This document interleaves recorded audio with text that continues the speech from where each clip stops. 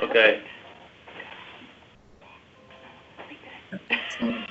I've hit the record. All right, I turned mine off. Start yours. I did. Okay, excellent.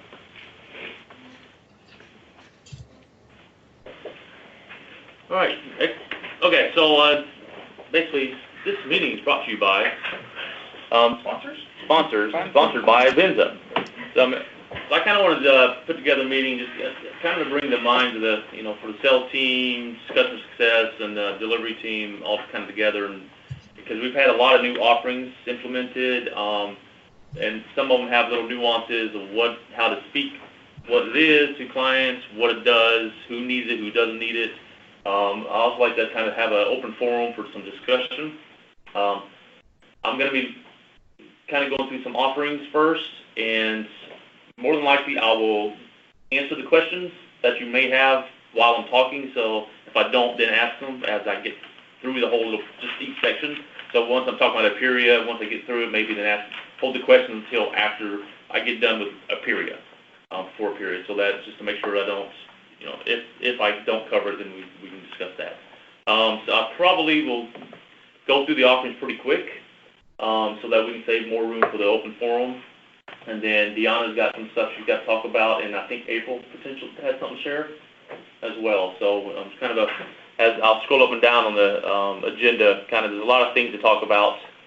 Most of it is tools in terms of just looks like the crux of the whole thing, but there are some questions that I want to talk about, and then kind of close it up with kind of what I heard, some lively stuff, a little bit when I was on site okay. from the client. So just to be clear, there's no food here? No food. No, okay. BYO. Well, C and I didn't get in until or after 10 last night, and I didn't have time to find anything. So. All right, I'm going to start with the offering. So we have Aperia. Aperia is our tool. We have partnered with them almost going on a year now. As of right now, the current portal that we have is PCI. GDPR is potentially coming, and when it does, I'll probably, Daniel, as you get more involved, I guess we'll probably have another meeting down the road. I sent you an email about with it. Talk about that. So we'll kind of talk about that once it really takes effect. Right now, it's coming. We'll have more discussions about GDPR side of it later. But definitely, it'd be pretty similar in a way of offering it. In terms of separate pricing, may be different. But GDPR is coming, but right now, current is PCI. And inside that Aperia tool is an SAQ wizard. So basically, that wizard is based upon, when you're filling it out, the 6-step milestone that PCI does for prioritization. So they don't start at requirement 1 and you yes, all the way through from 1 to 12. They've actually based it around that 6 steps that PCI Council has set up, which is kind of neat because we really use that a lot, the prioritized approach, and by them doing that, it's easy to go through the wizard and for us to fill it out for the clients. So that wizard really is a yes or no comments, and when it's done, they can attest. That being said, Venza does not attest to an SAQ. Venza is a facilitator of an SAQ. We can review evidence.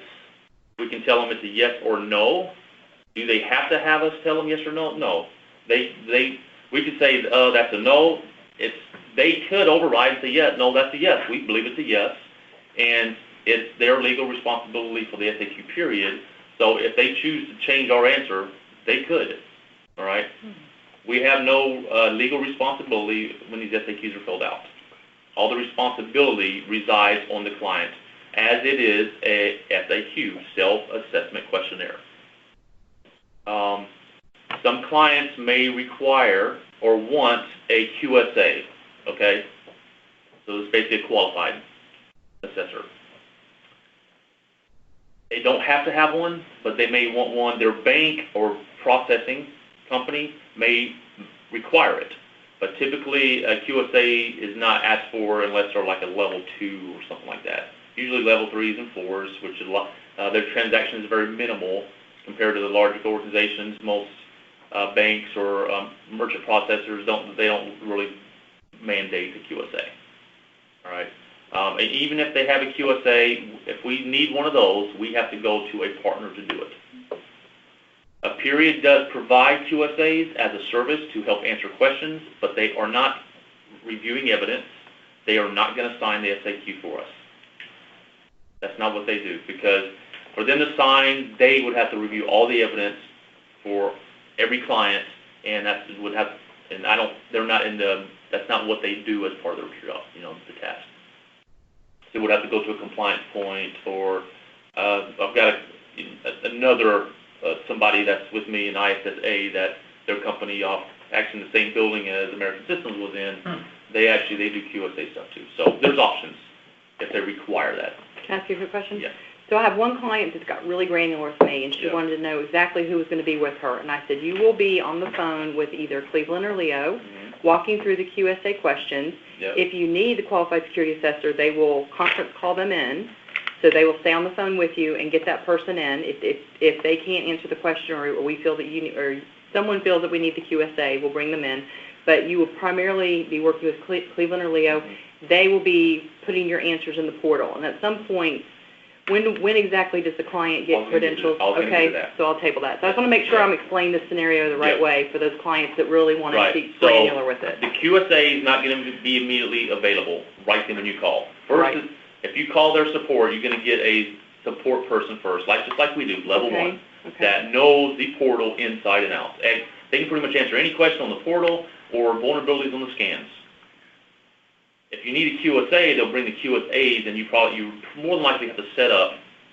We haven't dealt with it yet, so it's either going to be forward us to a higher level, or maybe set up a later meeting with the QSA. The QSAs aren't the first people that are going to answer the phone, because they're a little more costly than the level ones that they have. So but you do have access. I think they have about a team of 5 QSAs that are available for us. All right. Once the SAQ wizard is done, so the client does not have to get into the portal except for one of 2 things. One is if there's a failed scan and you help them remediate it, or they remediate the issues. Someone, either their third-party IT firm that fixes it, they fix it, or if we're paid to fix it, we can do it. But whoever is the responsible party for fixing the vulnerabilities, they have to actually go in there and document what they did, is fix this, and rescan stuff. So it's someone, it has to be kind of you have to have some kind of legal responsibility to be able to sign off on a fixed scans.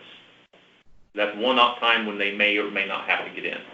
The last one is when the SAQ is done, whether it's non-compliant or compliant, when it's finalized, an officer of their organization has to have credentials, they sign in, and they have to attest. That is the attestation of that document. It's usually the first name, last 4 of their SOCH, and a date or something like that, and that will attest. That whoever signs that is the one that's legally and potentially could be financially responsible if they lie on that SAQ and they know something's wrong and they're erroneous, and they sign that and they put some yeses on there, they could be legally and financially responsible if there's a breach that happens. Okay? Not us. So comment. Yeah. Jeff and I talked recently, and I understood that Venza was not doing remediation. But is that up Yes. Kareem, can we just hold the questions till the end? I know that David wants to get through this, and then whatever we don't cover, maybe you can answer at the end. Some clients have buckets of remediation. We've done it with like 40 hours. If we have a bucket of hours, we do it. But or SAQ evidence gathering and stuff does not allow for any remediation. That has to be a separate line item, separate bucket. I know Scott said you hold the questions, but I just really, you said the company official enters with credentials? Yeah, so you don't mean that they are credentialed, like they are security, but with their we give them username, password, those type of login credentials. They log in, and we are not allowed to test. Period can't test. Even if they had enter with whatever. Even if we had a QSA doing it, even the QSA wouldn't, there's two signatures on the SAQ. One is the officer of the company, and then literally some checkbox that says, I agree, yes, this is all true to my knowledge, blah, blah, blah, they sign. And there is a spot for a QSA to sign, but that is not, that's just saying that I helped them. That's really all it is. So what tell you is who is that officer typically? It's all over board. I've seen IT directors, I've seen CFOs. I'm assuming for Pedregal, I think it may be their lawyer who signed the contract. It could be them. So it's really, the company has to determine who's the fall person, fall guy. Okay. And then, I'm not going to say it's the fall guy, but it's really the fall person who's accountable. Whoever is accountable for that department, that the security should be the one that signs. Okay. I've seen the ALC for Hilton or Marriott where it was a CISO. They signed theirs because they're accountable for that stuff. So Yeah. it's usually Compliance manager or somebody. somebody along that line would be the one that signs it. So that's your SAQ wizard. So basically it's all done inside. So there's no filling out a Word doc or PDF. It is done through the portal. Okay. With that SAQ, there's three processes, three ways of doing it. One, it can be complete hands-off. We give it to them, a Warwick, for instance. I know what I'm doing. Just give me access to the portal. Let me do it. They can do it. I think that's going to be the oddball. There's a second type of person would be kind of a little hands-on. They kind of know what they're doing, but they require us. So they want to be in the portal doing some of it, but they need us to help coach. I think that's probably could be the 10%. Then there's our majority of our clients is going to be completely hands-off. We do it all, and they only come in when it's time to attest. That's probably going to be the majority of our clients and what the analysts are actually going to be working on. But there could be other ones like the other two that are very hands-on or slightly hands-on. All right, and that's about it for the SAQ. Aperia has external scanning. So that external scanning is done through various external IPs. So when an internet service provider gives a bucket of IPs to a company, they could have 6 or 7 IPs. We scan on only IPs that are within the credit card environment. So they may have 6 or 7 IPs, but maybe only 2 are actually connected to a property management system or credit card system. So we should only scan the 2 that are in scope, which our team can help determine that, and they should not scan the other 5.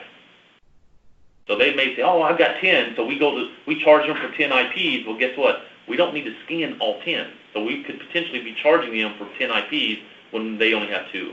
So we got to be careful on, and I think we have, 5? Yeah, we do 5. We do 5 as a sweet point, just to be known that it's, oh, we have 10, don't assume that we would scan all 10 and charge an additional 5, because there's odds are those 10, they're not all going to be scannable that we need to do. If you scan IPs that are not in scope, now you have to spend, our team has to spend extra hours administratively commenting out why it's not in scope and why it doesn't matter. I'd rather not even have it. Now, for security posture, it's good to scan them all, but it's the difference between, are we scanning for PCI compliance or are we scanning for posture?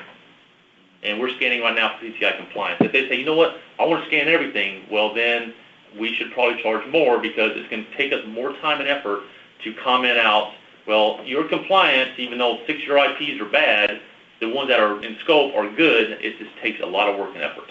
So just kind of keep that in mind. Our external scanning tool is an approved scanning vendor. So Aperia is approved. So if someone asks you, are you approved? Yes, we are. We use Aperia, and if you go to PCI Council's portal, Aperia will show up as an approved scanner. And they maintain that approval. Okay? When those scans come back, if they're vulnerabilities, they must fix highs and criticals to be compliant. Mediums and lows, doesn't matter. Yes, we recommend do them all, but highs and criticals, and it's going to be on the responsibility of the client to fix those, unless we have the bucket of hours to remediate, and then we can help do that. But as of right now, I don't think we really have any clients that we are helping fix those items. And if we start having clients where they they're requiring a lot of our expertise in helping them and guide them, which we do some because the scans come back with, here's how you fix it. If it goes beyond that and we're spending a lot of time and effort, we may have to recalibrate and figure, okay, with scanning, we may need to bump a little bit, knowing we have additional hours for it, but as of right now, we don't know yet. All right. Peary has policy templates, and we're kind of rolling those out, looking at those. So, previous, we were using Border Hawks templates. And that was a big page, 73 pages of one file with all these different named policies. Period template policies are based upon your SAQ level. So if you don't need to fill out all 73 pages if you only need 20 pages of those. So it's a little bit different in terms of you're not filling out an antivirus policy and this policy and this, and they're all different names. It's actually one big policy with chapters. So that if they all they cared about is check the box and they want to go over and beyond, you can literally give a PDF. They can fill everything out and they have everything covered for PCI. If they really just wanted just baseline. I was going to say, we're working on getting that up here in the next week. It'll be on Venza's Pico to go out with Yep. People's Active Campaign. We'll link to it. It's basically going to give them the PCI Council chart that tells them how to determine what SAQ type they are, and then there's going to be links to the different ones they can download. It'll be very clean, very easy for them So to that, find like right now, when I'm talking to a client in the sales process, I will send the table of contents of the Border Hawk templates, but we'll stop that. Will I be able to Stop send it, yeah. something that tells them what it comprised of without giving them the secret sauce? The best Until thing they to buy. do would be to let it cycle through April's Active Campaign. She actually has this email that will go out at a specified time within, April, you can speak to when that was. If it was within the first 60 days, it goes out, and then it takes Not it during the sales cycle? Yeah, kind of tell them what they're going to get. Yeah, we like, can give you that link, absolutely. See, that's why I asked for the table. but I don't want to But- give them the but- verbiage. I just want to give them like what it Table of includes. contents, yeah. Yeah, I was going to say, we have to be very careful because I know we have permission from Mark from Aperia, but we told him that the people that would have access to it are actually people with the data breach coverage, so we definitely don't want to give out too much for IP reasons. The Yeah, table table of contents will do it, content. yeah, That's that'd be okay. fine, yeah. Okay. So I'll have to get you, I can give you. People want to know what they're buying. Sure, of course, absolutely. So there's two frames of mind when it comes to policies. One, they're going to be the people that want the typical, I want to cover everything and I need all these robust policies. You can have those. But majority of our customers that are single properties, all they care about is being compliant. If that's all they really want, then this is really perfect because there's no extras. There's no fluff to it. It covers it. They know what they got to do, and it's easy for the people to read it, get through it, and and understand what they're reading. There's not a whole lot of fluff. So I mean, a lot of and it's perfect for a lot of these properties that they don't have a single policy, never have. They need somewhere to start out with. This is a baseline, and eventually they can grow up and mature and to have full-blown policies that are like, each policy is 10 pages, but this is enough to get them where they need to go and give them a starting point to go forward from that to GDPR and to just eventually get to a more mature security framework. But it's a good starting point for them. Internal scanning. Aperia does have internal scanning. It's not our primary tool that we're going to use.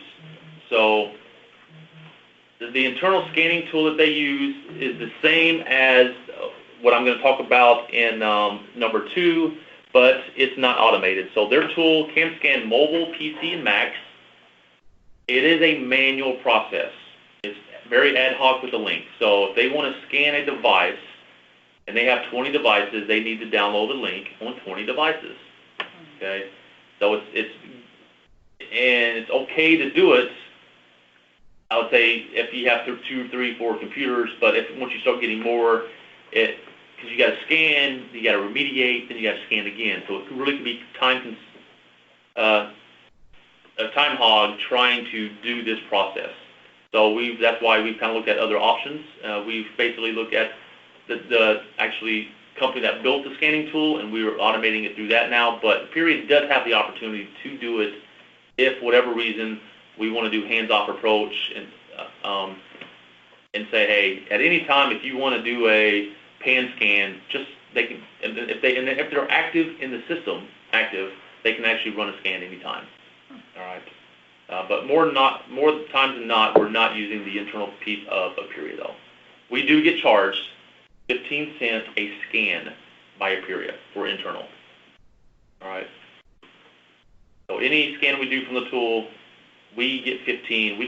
But we can charge clients if we really wanted to use that. So we can make money, but that's not I think the scanning tool that we're going to be using. Antivirus. I think that's going to be the. We're definitely. Because it's if you're a single restaurant or a single property owner that only had 5 machines, it'd be easy. I would say cut them loose on it. But because every device has a unique report. None of it rolls up to a single location. So if you have 10 properties you scan, you have to review 10 separate reports, and it's just not easy to maintain. So that's kind of why we haven't used that piece. Antivirus. Aperia does have an antivirus solution that can be used downloaded. So there's one option to where if they don't have an antivirus solution, this is one of the 2 options that we have to offer it. It is, I believe, McAfee is what they use. We get charged $1 something a download install, but we can upcharge that if we wanted to decide to make a business out of it.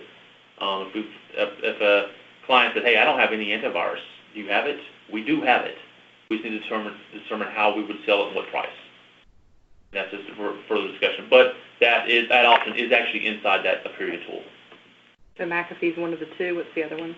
I'll talk about that when I get to SolarWinds. This is the one from Aperia. I believe it is the Microsoft and McAfee tie-in. I think that's what it is. Almost. Don't quote me 100%, but there is an antivirus option, and it will tie all the computers with that one install together. So, and breach coverage, of course. That's part of Aperia is breach coverage. Any questions on Aperia? Okay. And we'll talk about GDPR once it gets finalized and the tool, and we get pricing and all that, and how we would kind of price I think that. suffice to say, for the moment, they have a wizard called GDPR Secure, Yeah. and it's very possible that all of these items that you see under Aperia for PCI kind of copy that on the GDPR. Yes, internal scanning would scan GDPR information versus credit card numbers and all that. All right, SolarWinds. Trying to check time here. SolarWinds, this is our internal scan solution. So this is the same scanning tool that Aperia uses, but we have a higher level now. We are the owners of it versus Aperia being the owners. So with this, it is an install agent. We can do hierarchies. We can say this is the client and this is a property, and each property gets their own unique installable application. So we can automate this solution. So we can run scans daily, weekly, and monthly. There's no quarterly scan on it, but it's monthly. But they can then say, okay, here's my month or quarterly thing. But it's all automated. The reports roll up and into a dashboard. You give them sign-in capabilities, and it's just pretty much hands-off once you set it up. It's very great. So I like it because you can do property-specific. At scan types, it does scan for vulnerabilities, which is what PCI needs. It will do a pan scan. Coming will be PII, HIPAA, and GDPR. So this tool will actually scan for GDPR as well. This is what Aperia is going to use for the scans. So it will have the whole looking for basically help data map. It's going to say where I found the data on any endpoint. Now, this tool does not scan the entire network. So it's going to be endpoint specific, which meets requirements for PCI. So you're going to have some IT people say, hey, I need to scan my whole network and find rogue devices and all these other things and find my printers. This will not do that. This will scan the vulnerabilities and credit card information for every server, every PC, every laptop that you install on. Okay, and it's very easy to implement. Install it once. It's invisible to the IT person or whoever's in charge. Install it on every machine, and we scan it we set the schedule from outside. It scans, and they never have to uninstall, reinstall again. It's one time. Beautiful. Very easy to do. Okay. Yep. Hey, David, I'm sorry. I don't know if anyone else can see that's on the call, but I can't see your screen. Let me see if it stops here. Yeah. share it again. Let me know if you, oh, an error occurred. And then just as a side note, with everything you were talking about with Aperia and the policies, I'm going to schedule a meeting with you to see if you think that this would be the best route to take with Legacy. So we'll talk about that later.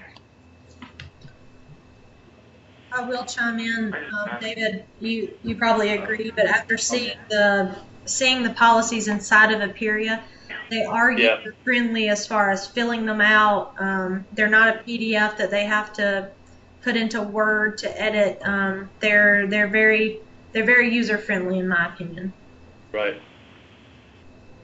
I'm gonna send this agenda to the meeting invite real fast. That would be great. I'm having it given an error again on trying to. I noticed that recording and screen sharing in combination for Skype for us is not a playful event. Jesus, that's really, it makes me panic. Yeah, yesterday I had a call with a customer, and once I pushed record, we had silence for like 10 seconds, and then it all came back on. So we're going to have about 50 people on a call recording for GDPR Essentials in a couple weeks. That's, oh, on a call, officially, webinar. Okay, gotcha. But it's going to be a webinar. That's not through Skype. Oh, yeah, all of our webinars are go to webinar. We have a different, it's not go to webinar, Webinar Ninja. We're doing GDPR Essentials through, all the webinars are through Webinar Ninja, so people that we're trying out. You guys are talking about two different things. The GDPR Essentials webinar will be through Webinar Ninja. Daniel's GDPR call he has coming up for, I guess you're talking about Charisma, Daniel. yeah, I would. It's through Skype. Right, so if you want me to host that on Webinar Ninja, Daniel, just let me know. Maybe better. All right, I updated the invite. That the agenda should be on that if you guys want to open that. I have it. Got it, thank Okay. I'm on number 2, actually 2B right now. 2B or not 2B? you. Perfect. All right, so SolarWinds, we are a service provider through SolarWinds. Okay, so there is a solution that we're using for that scanning, which is called RMM. So RMM is the solution. With that, you have the options of buying or paying for everything. This solution is per endpoint. So for scanning, it's like $1 something per endpoint. So if we have a property, right now we're doing, 5 endpoints? I would say 5 IPs. We got to start thinking when we sell this that if a organization, and if an organization has 20 devices that are in the CDE, that's going to be $20 at roughly $1, or 20 devices at $1 a month. So it'd be $240 a year for a property with 20 versus the $120 of a year for a property with, I guess, with a 10. Right, so it is about $1 an endpoint for the scanning. That's our price that we have to pay per endpoint. $1 per month, yes. So $12 a year per device. So that's how. So if we have a property if we could lose our butts, I wouldn't say lose our butt, but on a resort where I just left, it had roughly 25 because they had accounting and reservations and sales and this and that. I wouldn't say it's outrageous difference, but it could be a difference of a couple $100 a year. Okay, just to keep that in mind if we were trying to do an Atlantis, right, with 1,200 rooms, right, something like that, probably have a lot of endpoints. So we'd have to really think the 5 IP piece internal scan on an Atlantis per se. Just keep that in mind. Which we know Atlantis anyway would have a lot more than 5 IPs internal, but. So it's an endpoint scan. So I think we're talking 10, right? Remember we were talking down in your office, like this is just almost like we do 5 external, it's just assume about 10. So that's what I'm making a note on now. Our contracts do not, I just checked, do not state how many internal we will do. And right. That's the oversight. But with Jay though, remember, he charges us per, right, 5 so per whatever. What should I put in our contract? I would say, let's just say max of 10, because that's pretty good. 10 internal? 10 internal, and that's 10 devices, right? Not IPs, but devices. So what I'm seeing when we've been on site at majority of our properties, which are the Hiltons, Hyatt's, Marriott's, that would pretty much cover those for the most part. So at 10, how much money per? 120 a year. 120 Out a of our year pocket. per property. Yes. And that is what you and I talked about the other day. Good. Yep. So just keep that in mind when it comes to that. But there are other options in this solution. We can, and they cost a little more, but we can provide Bitdefender antivirus solution, all with the same scanning tool. We can do patch management. So if somebody says, hey, we need you as an IT to help, this is our remediation hours. Can you help remediate for servers and devices? We could charge them and do patch management from the same agent that we installed for the scanning tool.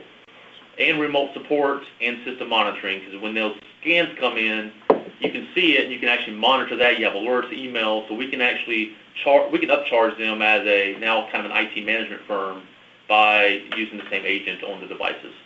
So instead of the all-covered logging in to do the machine and updating, patching, scanning, it could be Venza if we really wanted to. So it's an option.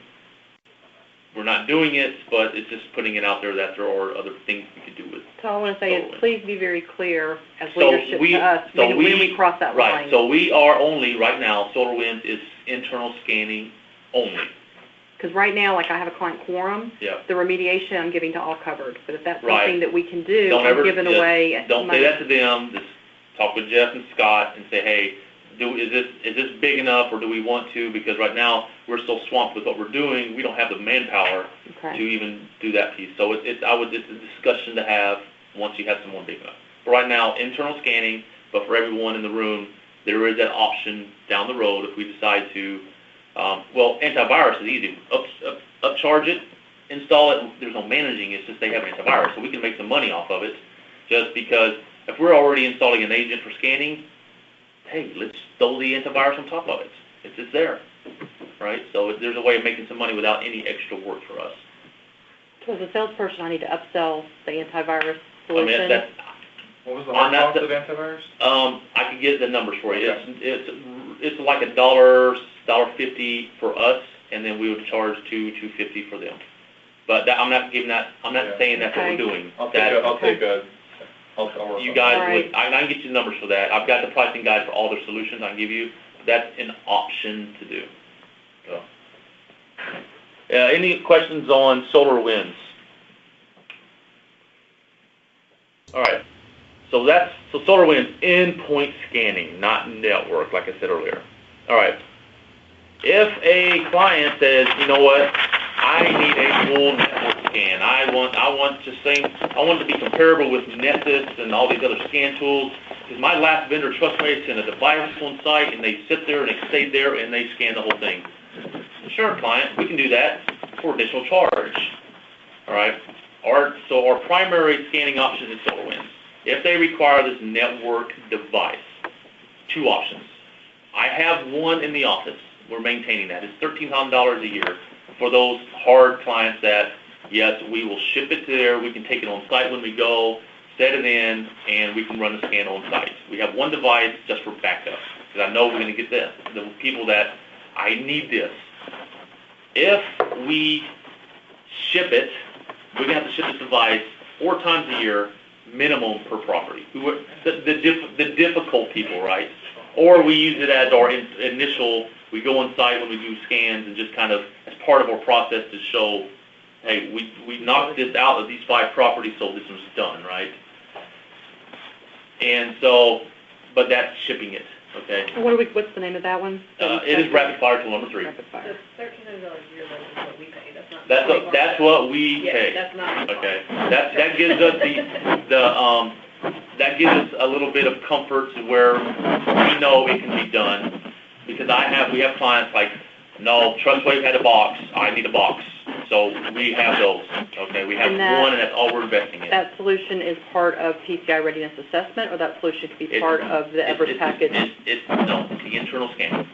Okay. Just if they just have a HISD and they want a box. Yeah, Got it. I want a box. I require a box. Maybe, do we decide to upcharge a little bit because we're shipping it? Potentially, yes. 4 times a year, we got to ship it. Why would we ship this thing? Now that's solution number 2. Hold on. Number 2, if they want their own box, they're going to have to pay the full $1,300 plus. Okay? If they want a full-time box sitting there on site, full-time, that we don't have to ship 4 times a year, it's one of those, all right, we have one, but it's probably not conducive to your side of our property, but we have one.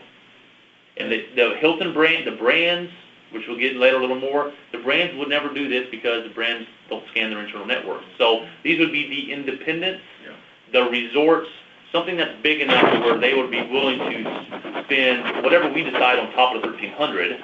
Yeah, and that's where, it's not worth it. It's not profitable. Not only the brands don't want it, a lot of times they can't. Right, correct. Because you cannot just attach something to, they're following. So so sales team knows, we have, if they say, I want a device to scan my network, we have the capability. But keep in mind, difficult to implement.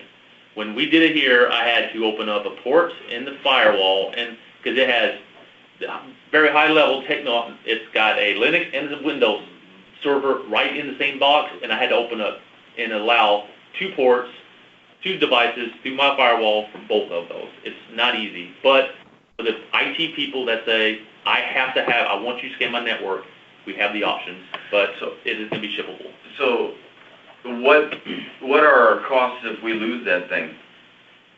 Meaning, if they lose it? If they lose it, we ship it out to somebody? I would say it has to be in part of the contract. Is if you okay. We insure it when we ship it, and maybe we actually go and prepay for the shipping back, right? And then we charge them for that, so that we know you got a number and number here. It's insurance paid for, but if you lose it within you pay for that price. Because what basically is what it comes down to. Device is renting it $400 a year for the device. $900 goes to a licensing of the software. So if we had our own device, we would only pay $900 a year for it, but we don't have a device for it. Yeah. So it's an option, okay? And I know we're going to have the clients that need it, so that's why I talked to Jeff. Hey, can we keep the 1 box for the year? But we need to. It seems to me for those that need it, it's part of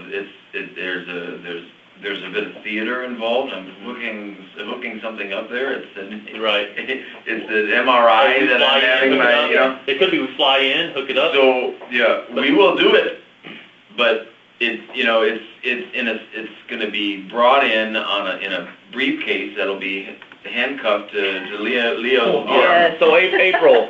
He brings it in, and Leo has the briefcase, but Cleveland's got the key, so they got to send the boat. That's like $400, well, man. April, you guys both coming in black suits and and men in black glasses.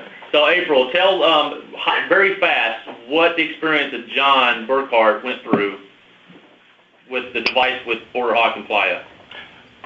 It was terrible, guys. It's just terrible. It's this delay, send box, and then we told him about the options we would have in the future, and he was like, geez, we should have done that. Yeah. So it got shipped off how long ago? A month? Beginning of February. Yeah. And we still, I don't even know, we don't have a single scan result yet? We have some scans happening, but I haven't seen the results yet. But nonetheless, it's very, very delayed. So these are going to be for those people that just say, no, I have to have a box. We're not going to push the box, but I know there are some that are going to say, I want the box, because we can accommodate them. You can't accommodate that. So all right. So that's Rapid Fire Tool. It is a local company. They're they're in the perimeter, so they're real close by. But They're coming to our barbecue? I could definitely reach out to them. All right. So that's an option. Certified. We are in the potential process maybe of becoming a referral and maybe in a future partner of Certify, right? We'll see. We're kind of working this out. So as we're on site, a lot of properties are doing the old school credit card authorization forms. They email or a form to a customer, or a customer downloads this form. They fill it out.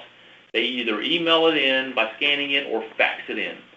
Faxing it in is, if they're going to do it, I'd rather them fax it, because it comes to a fax machine. Then they have, at least it's not on a computer that can be lost and moved around. It's on the fax machine. It's typically very hard to steal that and walk out with the fax machine, right?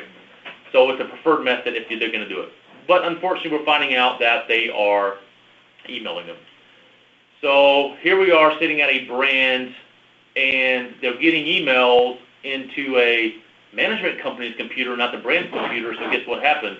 Not only is their brand in scope, the management company's computers are in scope. Not only did they go from a C, they went to a D. Why? Because they have credit card information sitting on the computer in the email box. Okay. So Certify is a company that does electronic credit card authorization. Everything's done online. They say, hey, go to this link, do your authorization here. The company, Certify, is PCI compliant, service provider. They take that credit card information, they authorize it, it's encrypted, everything's held off-site, and they don't ever have to deal with these emails of these forms. So it reduces the scope. So if you're a D because you were getting emails with these files, now you can actually lower your scope from D to a C just by implementing the Certify, but they also give us a 15% referral fee for the first year. Okay. I can add to that. So I had a call with John, the co-founder, and he wants to do a joint webinar coming up in the next 30, 60 days, where we will talk about how to reduce your PCI scope. Right. And we can have a customer on there, and he can be on there, and all this stuff. So I kicked that over to Josh. He's setting that up. Also, Certify might be a speaker at our high-tech booth, because we're bringing people through our booth. He was asking me, can we team up? Yeah, we're bringing people that will talk about PCI and GDPR and all this kind of stuff, and we're the platform then, right? Right. And so he's one of the speakers. So are these guys competitors in the Interfax and PCI booking? Because I've had a lot of conversations on PCI booking because that's true. That is credit card through email. Yeah. So removing, their API encrypts it all. PCI booking is a lot of fax. I talked to them a couple years ago, But it's email as well. But Certify, with these guys, all of Hyatt is rolling out Certify. Hyatt themselves, Dolce rolled them out. So there's a lot of, they're going, because these. But are they the same, are they in the question? So Booking.com does a lot more. This is really this is all that the hotel needs is just the credit card authorization, so they have a small piece. They don't care. All the other fax stuff, all that stuff is, really overkill. Booking, I think, is a little more overkill versus just a small piece. When I asked him what his competitors are, there's 2 or 3. You guys wrote them down, one of you got, and he actually, Leo, I think, was checking them out. But he said 2 other competitors, and Booking.com was not one of them. Yeah. PCI Booking, you mean? Or PCI Booking. Yeah. Never was neither one of those. PCI Booking was not one of the ones that he said is a competitor in this space. So, can you check that? We need to we're look not at that. bringing competitors against each other in our booth. Yeah, absolutely. And if you've already got a relationship with me, so let's take that offline. Yeah, I mean, that's, Jeffrey Milton, and he's floated some options for us to.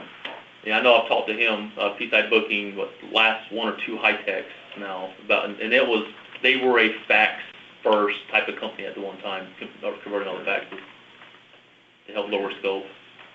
And that's really not what they're doing. They're not doing any faxing.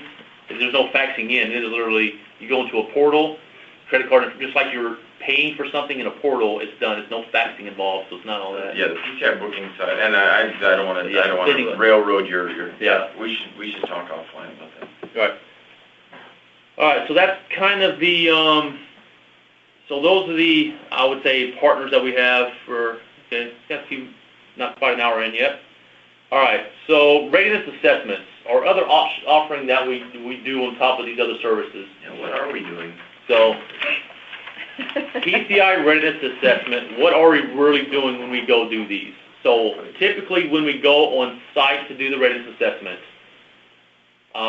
we are checking, first we check with corporate and do an interview with corporate. We're finding out, do you guys have policies?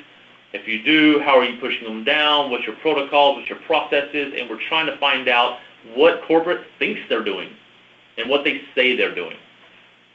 And by arming yourself with what corporate thinks or says they're doing, then you go on site and you find out what's really being done. Hey, are you getting this policy? So I mean, I found this, Playa, they're almost PCI compliant, supposedly, and it has all these policies, and when I get to on site, yeah, we don't have one for that. I haven't seen that. So it's like, okay, so where's the breakdown?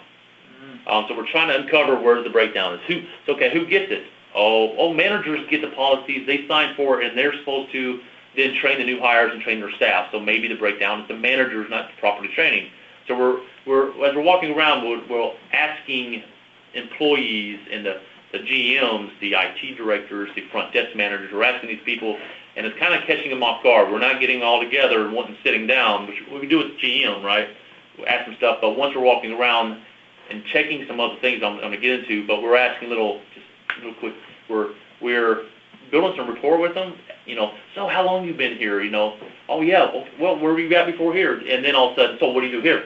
And they're like talking to you personal, and then all of a sudden you throw this question in, and we're kind of almost like sneaking the little, trap inside without that we're realizing it. But you learn a lot. So we're trying to, like the biggest thing is you're finding out processes. Are they doing it? A lot of times, yeah, this is what we do. Why? I don't know. That's what he told me to. They've never seen the policy. There's no formal process. They've just been told to do it. Well, it's not good enough PCI. PCI wants a formal process. They want it written. Just because you train that way doesn't mean, if the person that does the training leaves, now that process could change and it breaks it, right? So there's got to be that formal. So why are you doing it that way? It's great that you're doing it, but why? Right? We're trying to figure that out. So you're saying ideally maybe when they hire somebody, they should sign off on policies that they've been taught those policies? Yes. And then they have a PCI mandate. Yes, I've been trained. PCI mandate. And then that employee is expected to know it and do it. Yes, right. But that signature is imperative for the corporation of the you don't have to have a signature. You must train on policies. Period. Just train. Okay. So, however you track is done, right? So, yeah. 30 seconds on this. Yep. Our system allows the customer to have 10 policies, up to 10, living in our portal right next to the training. The LMS? Yes. The LMS. Okay. Yep. So I want us all to know that. Yeah. We invested in that capability, a year ago? Yep. So we have a policy template library. If you don't have them, we can, if you require, we can do a pool of hours to help you develop your policies. When you're done, we will house them into the peak. Up to 10 buckets. It could be 20 policies, right? But documents, we have 10 unique areas that we can put a document. And so we can even house your policies, and you will be able to track because when they read them, they have to check a box. Yes, I read it, submit. So now they have electronic trackability that this person at this time, this date, said, yes, I comply, read it, understand. So they have a trackability method, okay? So this is part of what we're doing. So, a question to April and the customer success team: are you reminding our customers regularly that they, we have our compliance report for completion of training? Do we need to have that report also show evidence of that people have viewed policies? So we definitely push that in the beginning, Daniel. A lot of times they need almost a year to develop those policies, but we do have a few people using it, and Kayla and I do leverage that as touch points and, hey, FYI, don't forget about this feature. So yes, but we could always do more, of course, but we do push that as a feature, especially in the beginning when we deliver the policies, not to forget that that's how they can put them in front of their teammates. And the policies are set up as a learning path, so it is. You a custom auto report and they get it, so the system can do it. The system can do it, but it sounds like we're not doing it. And if it's something that's imperative, that's required by PCI compliance, I think it warrants being right up there on our dashboard as part of, we've got e-learning, we've got phishing. It says, you're doing well with your e-learning. It's 85%, could do more. 85% have taken that. You've got a such and such hit rate on your phishing, but you're looking at only 10% of your people have viewed policies. Unacceptable. Now we put policy. Yeah, Daniel, the policy would be part of that learning path. If they have 100% on e-learning, that means 100% of their people completed the policy. That's rolled into that for those people. They don't they don't get to pass the learning path without you. Like all of Highgate has their policies, Group Jamon, I think Mohonk has theirs. They do not get a certificate unless they pass that. So then it sounds to me that we have maybe an issue with naming. Because if it says e-learning, e-learning completion, but it's really e-learning and policies. I'll say I have gotten traction with the CIOs. They get it, and they're like, oh, that's something I'm working on. I'm like, hey, maybe we can save you some time, and you won't have to draft it and then send it to legal to get checked. We've got these templates. You can just put it on there. It's still so PCI is training. You must train InfoSec. You must train on policy. So it's really it's part of requirement 12. For the most part, it's you must train, and it's annual training on policies, right? So. Every organization must review every policy once a year and must train on policies once a year. That's kind of what they do. You get my point? Oh, yeah. Oh, yeah, yep. I mean, because, not to sound crass, but these IT guys, they don't give a flip about training. I mean, they say it, but they're not committed to it. Like, it falls into the fluffy world of HR, and they bristle at that. Right. But if we name it like this is your learning and your policies or whatever, they might be a little more We don't committed. have policies in there though, unless people have their custom ones right now, right? Is our No, standard right? they don't have to be cut. They can do if they have policies already. They can go in there. I'm just saying no, but for the people who don't have policies through us, who don't take advantage of that, they just go into learning. So for those people to call it learning policies, do we need to be adding generic policies into our learning? No. That's what I'm trying to figure out. No, that's got to be specific to them. I thought policy was included in Denali and Everest. It is. I'm talking about the They just actual, don't want it. I'm They don't talking use it, about though. my courses. I'm talking about when they go in to take the courses, we don't have. They just don't use it. See, this is screaming an opportunity. This is screaming like currently there is a chink in our armor, but I think it's an incredible opportunity for us to add Value. to add the value. Yeah. And if it truly is a yearly, you've got to do it every single year. Yep. Then it is yet another quiver in our. You know what it is? It's in our quiver. An arrow in our quiver. Another a quiver in our quiver. An arrow in our quiver. Feather in our cap. Another good medal. To get them to renew. Yep. All right. So. Ask Cassie to fix it. Sort it out. Yeah. So as we're on site doing all of that, so that's the I think interviewee process. Interviewing. So we're also doing a lot of technical checks. So in the technical checks is where we're gathering as much evidence on site so that we're not asking them to do screenshots and show me this, show me that. So what we're really doing is we're going around all the devices. We're checking to make sure the operating system is updated within 30 days. Antivirus has been updated and scanning has been done in the last 30 days. We're checking that they're not using shared accounts. That the account that they log in with cannot be an admin, because if you're an admin, then these regular users can do things to it. They should not be able to disable antivirus. So I'm going to disable this real quick so I can do something. So we're doing a lot of technical checks on devices. We're looking for camera placements. Is there a camera at all the areas that has a credit card device? We're asking them while we're there, see this device? When's the last time you inspected this device? Never. Okay, which usually means, do you know who does? No one does. Well, they're supposed to periodically inspect those devices. If they've been tampered with. And see if there's tampered, if it's changed, anything, right? So these things we're gathering this. We are checking, we're getting addresses from these computers that are in the credit card environment. Then we'll get a laptop, hook up to Wi-Fi, and we will try to ping, see if we can talk to that computer. We should not be able to. We'll go to the business centers, get on the computers. Can we talk to the front desk by, right? So we're saying, all right, computer device, can I talk to that? We cannot, good. We're looking at things like that. Server rooms, are there locks on the doors? Are there cameras to the server room? We're looking at, are they logging, handwriting, who's visiting that room?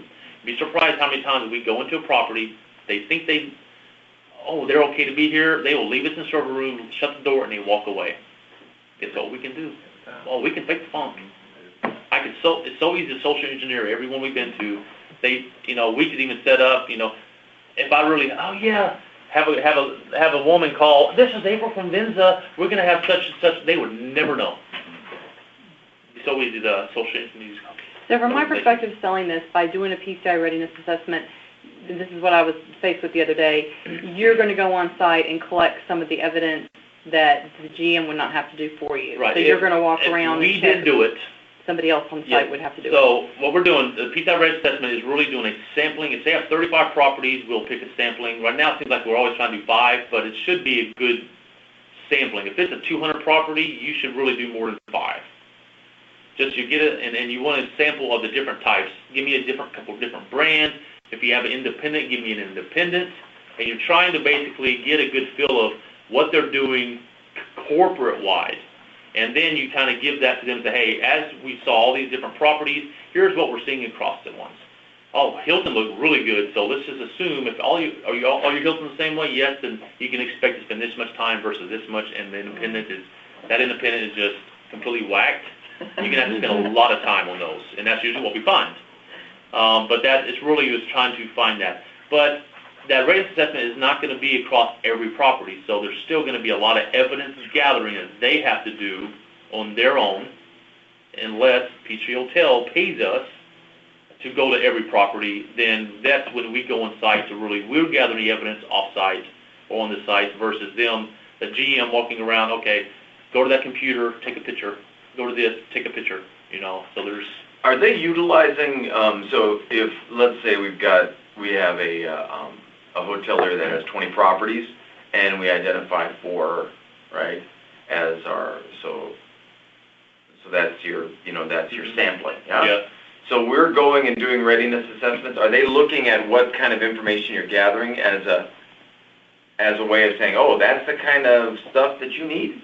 And so it's a template for them to go forward and... Yeah, we have an evidence list that we provide to that here's everything you look for. What's one good thing is if we go back to Solar Winds, we could, with our agents, if we paid a little more, we could do a remote support type of piece of the install, and then our team could be the ones. We can remote right in the machine. We can gather the evidence remotely without having to get the GM to do it. That would go over so big. But it's only on the device. Yeah. We can't pull the camera stuff. But that would still go over so big. But we can inspect each individual endpoint. Cannot do it for the Hiltons, and we'll get later on. You're going to find out what the cost is for us? Yeah, I have the pricing guide for all of that. But so if you can't do it for the Hiltons, you can't do it for the Marriotts? No. This is only for independents. Oh, so, okay, forget that. Remember, well, I'm going to brand and non-brand later, but keep that in mind too for some of the So let me ask you this other resorts. This evidence list you send before you ever show up to do. It depends on who it is. If it's an IT person, yes. The GMs, I don't, because they're like, well, they get flipped out. What is that? So, evidence list. Y'all want to pass it around? Yeah. I think y'all have seen it already, but as we were talking here. All right, so that's really what the readiness assessment is. So it's really, one good thing about it is the 5 or 6 that we visit, we can use that as part of we got all the evidence for them, so we're 5 or 6 properties ahead in the SAQ evidence gathering. All right, so we repurpose everything we find in those properties for the SAQ. So then if they have 15 properties, now we only have to do 10 more instead of the 10, right? So we repurpose, anything for the PCI readiness assessment is repurposed for the SAQ. So there is some savings for us. Well, it sounds good to finally have a buffer, because that is our buffer. So many things we haven't had buffer. No, that's our buffer. Yeah. So if we say 8 hours of evidence gathering per property, and we hit 5 for PCI readiness assessment, we gain some of that back. Actually, quite a bit of it back. And do you feel like you need it? Yes, we need it. Still need the 8 hours even after the PCI readiness? No. I'm saying is we need that buffer. We need the buffer. That is our buffer if we do. If we can convince them to do one, that gives us a buffer for the SAQ piece of it. All right. So in terms of how long we need to do, this is going to be between you and I talking, and then you've done your first PCI readiness assessment, that he's doing. So from the moment we kick off to schedule, to visit, to get the report, let's combine efforts. I'm going to go into that, Deanna and April, first of all, from kickoff to schedule, how much time do you think it's going to take? April, that's going to be on you, my dear. You. I mean, the whole project's 2 hours. Whole process, PCI assessment takes just 2 hours. I was killing time while you got your microphone going. Go ahead. No, that's hard to answer right now when we're kind of playing catch up and get ahead. I do not see why we can't schedule the PCI readiness assessment within 30 days of kickoff with full participation from the client. That's scheduled, that's not attended. Yeah. So to say to client A that we can do a PCI ready assessment, have it done, and report in your hand in 30 days, impossible. And nobody has said that. Right, I'm just saying that it would be an impossible, I think, promise that we can make. It just could be done, yes, but the stars would have to align perfectly. Okay? How much time would you like? 30 days 30 schedule. days. Then literally we can visit the next week, but the further out we can order tickets and all that, it saves money. So it's a financial thing as well, saves money. It depends on when our team's available, availability of backlog. But once we get on site, if there's 5 properties, it takes about, the typical property, if you get 2 hours out of a visit, you're doing good. It's hard because there's only 5 machines. You can only do so much. Now, I spend 3-4 hours at the resorts because you're walking 30 miles. I get 20,000 steps walking. Yeah. You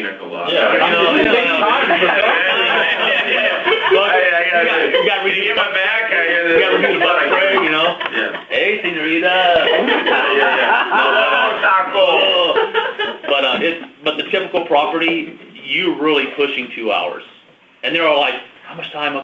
Oh my gosh, it's end of the month. You came today, you know. So it's. What do you mean you're pushing 2 hours? Because you told me like 3 to 4 on average. Not for the small ones. Okay. When the Peachtree, you push to get 2 hours. You're talking about, you know, the weather and the football team. It's stuff that it's hard. If you just have a gym, it's gonna. It's hard to. Cut down the Why? time. Because there's no IT person that you really can't get into some of the servers. You get as much as you can, but sometimes you have to go back. Hey, James, it all covered. I couldn't get on the server. Can you get this? So really, what we've been doing on the Hiltons and Marriotts is it's stretching 2 hours. All right. Right. So it's chief engineer for the server room. So about 2. Yeah. So 2 hours each property, roughly, and a separate resort for, and then the travel time. Right. But once you get back, it's going to be 1 to 2 weeks to get that report done. If you had nothing else to do, you could do it in 40 hours in a week. But none of us have nothing else to do. So I would say a good 2-week turnaround, Leo. You know, When my first time, yeah. First time, I gave him 2 weeks just because it's first time, but he's still pushing it. Yeah. You know, it's tough because there's a lot of other stuff you're looking at, and you have to go back and look at other stuff. So, and that's assuming that, hey, client, you have to give me all the evidence that you have by this date to meet that in on. So they're giving you other evidence that you could not gather on site. Okay, so can I add? Yes. This is what we're telling clients or prospects. Okay. Estimated time frame for phase, 4 to 6 weeks. Time frame dependent on scope of assessment and availability of customer resources. Okay. An on-site visit for HQ and 3 additional properties. Okay. In parentheses, up to 5 additional properties can be included, depending on location. Must be within 50-mile radius of HQ or initial property. Okay. The Readiness Gap Report is designed to provide management with an insight into key issues that require remediation prior to the completion of the SAQ, increasing the likelihood of acceptance by your acquiring bank. Okay. Yep, that sounds good. Yep. I did very much that. It's really. Where'd you get it from? Well, I mean, that's our PCI Readiness Assessment PDF that we do. This is all fine and good for the Americas, but right. We haven't even tackled we that. haven't even come close to figuring out all of this for. Oh yeah. Yeah.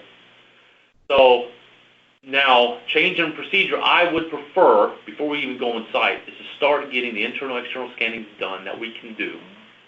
If you get those, it shows movement within the 30 days, right? They're not waiting 30 days for a schedule. We're already implementing, when we can, an external scan, internal scans, so that when we go on site, right now we're doing gap reports with no scanning typically. And that should be part of the evidence so that we can say, hey, you actually have vulnerabilities. Because right now we're doing the PCI rent assessment, doing scans later, and we can't even include the scans on top of the report. I would prefer implementing the scans, which is something we can do easier, faster. They show movement towards say, we got to do these as part of the gap assessment, and then we can schedule it out and do it. So it's just something else we can put in there. So is there a documented, like, this is our methodology for doing a readiness assessment, and it includes scans, like a nice, talk to me like I'm a fifth grader, one pager that says this is our readiness assessment methodology? We don't really have it, not yet. 3? No, we're still in the infancy stage. So we just took it out, so it's compliance point, like that little sheet that you had, the requirements came from compliance point. I've been pulling their stuff in, I've pulled stuff from Border Hawk, so that we can formalize stuff. So we're still in that stage. I'm going to send the Word document of what I just read off to you, Leo, and Cleveland. Okay. That way you can, please. I did, and that way you have like all that stuff, and then you can just add to it. And then the methodology, that way it saves some time. All right, so I'm gonna we'll do number 6 when I'm done. That sound good? Yeah, you pretty much covered most of it. Okay. Yeah. All right. So I'm gonna jump into SAQ types. Basically, what offerings do they need, and how do we know? So this is where the biggest reason I wanted this conversation is because as I'm on client calls a lot, I'm running into people that are a little knowledgeable. They've been around the block a few times. Like, wait a minute, I'm a brand, I'm not a brand, do this, and why do I need to? And I'm having a hard time, and I know these two gentlemen are going to have a hard time because at least I've been here a little while, so I've kind of seen what it's like to know how to answer questions, right? So, scanning or not. And it's really all comes, a lot of this. Brand-specific conversation? It's my 3 bullets. I got these 3 bullets here are pretty much all about, it's going to be around the brands and SAQ types. So this whole conversation is going to be about that. I'll kind of intermix a little bit. So scanning or not. Scanning as a whole is based on your SAQ. C's and D's, which the majority of our clients are C's. We're finding that potentially D's because that same credit card authorization form that's making them a D, but C's or D's, for the most part, they all need scanning. No asterisk. If they are a brand, they are Marriott, the Hiltons, the Marriott, Hilton, IHGs, whatever it is, and they have that letter, which is basically an AOC, attestation of compliance.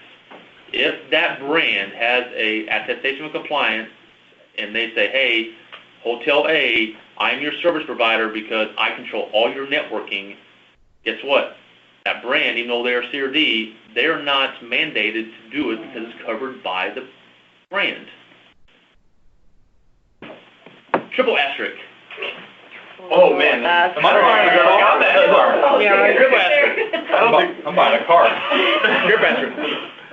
Whole management company B gets credit card information on management company-owned laptops. Guess what? Company-owned laptops and PCs are now in scope, so guess what? They have to scan their piece, even though Hilton scans their piece. So these are these nuances where if they were strictly brand and they had no non-brand computers in the area that could do any interaction or interfacing with the credit card information, if they just didn't get emails or anything on those computers, then they don't have to scan, period. All right? They don't have to do it. But like I said, I've told Trina a few times, there's always that but. You have to scan, but if you're a brand and only brand, you don't. But if you're a brand with some other outside computers that are in it, you do. So it's hard it's very hard up front, and it's really, hey, brand, management company, you have all Hiltons, right? Yes, okay. do you have any computers on any of your properties that are not Hilton Nats Interact? If they say no, odds are they're not going to have to do any scanning whatsoever, internal, external, because Hilton covers it all 100%. Okay, I got it, but Jeff is saying that in the Everest, it's Oh, no, included, I hold on, didn't no, this is serious, I have not been able to close some very large management companies, this is serious as a heart attack, this is our money. Venza's money, my money, closing deals. Yes. Seriously. Jeff is saying that you cannot exclude that from, we're not going to discount the price in the bottom line of the Everest. The Everest is the Aperia package, which includes internal and external scan. Right. If you don't want us to scan, we don't have to scan. But we're not going to discount the price, is what I've been told emphatically. Yeah, no, I said that. Yeah. And then this is the other thing that because we're going to have a call with Mike Harden and Steve Pruitt coming up, and you may be speaking to a lot of the management companies. Right. How do you know your rogue employee, Tim, hasn't gone against what you've told him to do and taken an email with credit card information and put it on the management company PC? How do you know Tim What I just say, if they tell me, no, 100%, we do not have non-Marriott computers, they can't do that. We were on site where they can't even print screen on the device. It's locked. Okay. Marriott locks it. They don't get it. They don't, and to go from a non-Marriott computer to the Marriott system, they have to allow you to do some kind of VPN. I understand. If they don't allow that, there is no way in the world, period, that they can do that, period. But management company B, you're getting the Aperia portal, which includes internal and external scan. We're not going to give you a price break if you don't use it. So you might as well use it, but if you refuse to use it, that's your prerogative. We're not discounting the price. What's wrong with that? I'm just trying to be very clear. Yeah. Right. If it was me, if I owned the hotel, I would do it to cover my butt, just because, if it shows nothing, it shows nothing, great. But sometimes they don't even allow you to do scans, right? You can't. We're talking about the corporate IT versus what's on the property. If I was a CSO or CISO of that property, I would, to be true, I would not use you guys or Venza, because if I go I'm saying, I'm at that person, I would not use you guys, because I know for a fact I don't need scans, and I can go over here and get a lot cheaper because I don't need that. So this is why it's open forum, is to say, if it was me, because I know, but not all our clients know this, right? If I knew for a fact that my 10 properties are Marriotts, that are locked down, for a fact I don't need scans, I'm not going to spend the extra $2,000, right? And I've had people tell me that. So that's why you don't go with the Everest, you go with the Denali. Hold on. But there's some things that they may need in the Everest, but they may not need just the scanning. So there's some things, that's why I'm opening up the forum, is because we are running into this, and how do we handle that as an organization? Because there are all different types, and it could be a $100,000, $200,000 opportunity where they are locked down and they're not willing to pay Everest. They need some items in Everest that aren't over here. They need the portal and the SAQ, and they want Cleveland and Leo's help, and they want the QSA, but they don't necessarily need the scanning, so we can't justify $2,000. So it is it's that open portal, that form. So What this is?